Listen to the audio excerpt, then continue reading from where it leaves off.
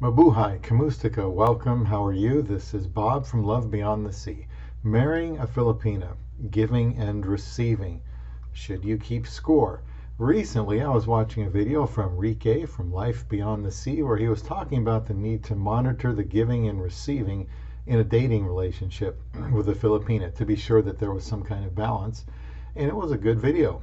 In fact, I will link it at the top of the description box. Today, I want to think about how that might apply in a marriage to a Filipina. Would it be any different?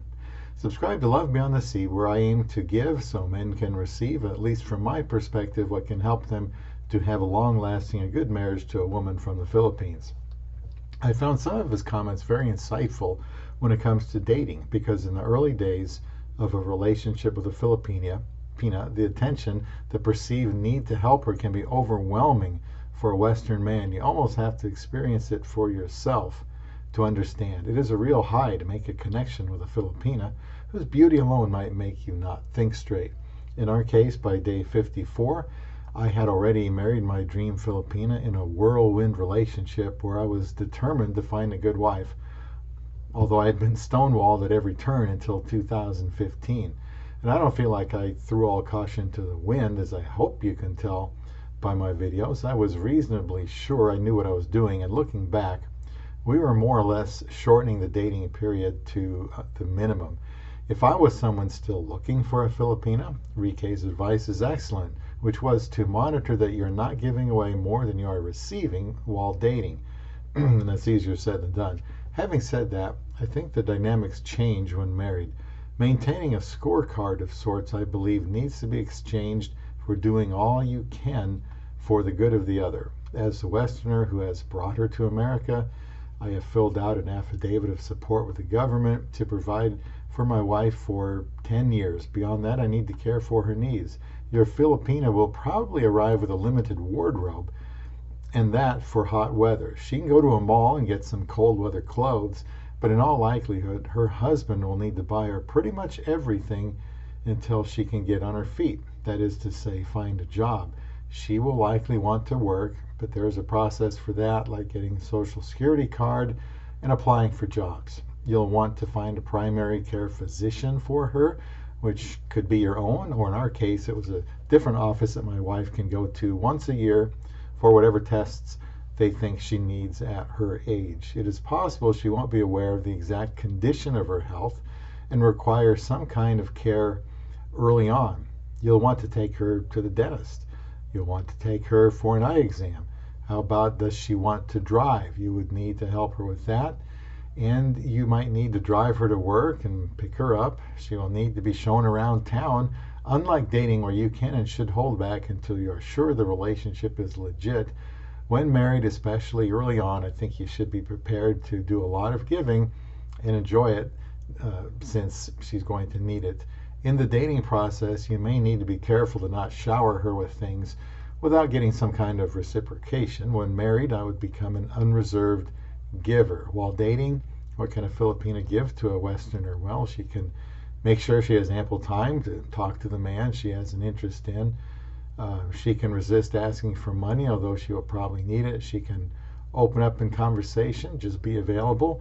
Until they are married, Westerner really doesn't owe her much, as he is trying to figure out if she can be trusted from so far away. So he has to proceed with some kind of caution.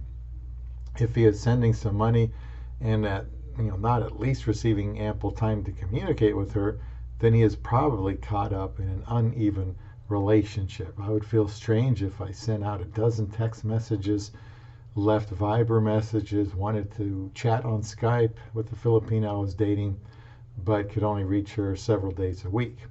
I might be tempted to send more money, even in the form of a gift, just to get more attention from her, but that, I think, would be an act of desperation. After being married and finally together every day, the Filipino wife should be adapting to her new country, have recovered from homesickness. I have a video about that, and is now in a position to give what she can give, such as affection, attention, companionship. She shouldn't put other pursuits above her husband. He will want her to share in his life, which she will now be able to do when she is with him. They should communicate with each other about what they need from each other and not take anything for granted.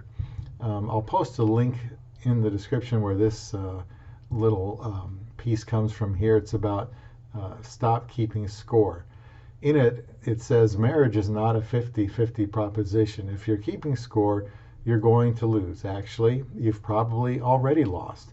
It really is that simple. Marriages have a natural ebb and flow.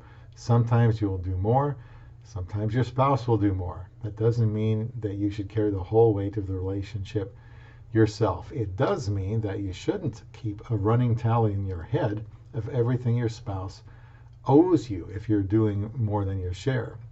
I'm against giving in order to receive, because then you might withhold what you can give while waiting for reciprocation. Maybe to some degree you did that while dating, but I think that changes when married to a Filipina.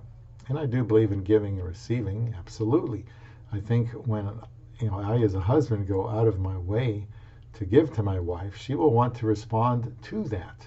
I need to give her a safe environment to be herself, to maintain her Filipino identity, which is to say, to not try to turn her into an American or make her think that she is in a better place, because she might not see it that way. I need to give her an environment where she is free to make mistakes, where she knows if she can count on anyone, she can count on me. She has to know that I am her biggest fan and supporter no matter what. Doing that frees her up to become the best giver that she can be. She won't do it out of a feeling of indebtedness, but rather in response to my love for her. A guy can wonder if he is being taken advantage of while dating, and it's possible he could wonder that after he is married.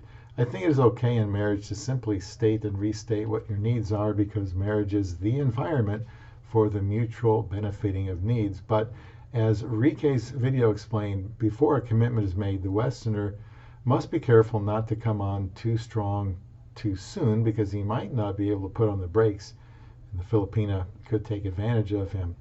Reekay's video got me thinking about the idea of reciprocity after being married.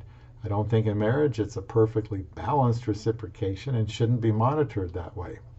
As I explained early on, the Westerner will need to be focused on giving, but eventually she will be able to settle in and give more over time. As he ages, his needs will change, and it may be the Filipina who very well may be doing the majority of the giving.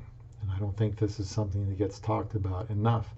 Believe it or not, there may be a time my Filipino wife may have her greatest value in the span of our marriage in the latter times, however long they are, depending on my health.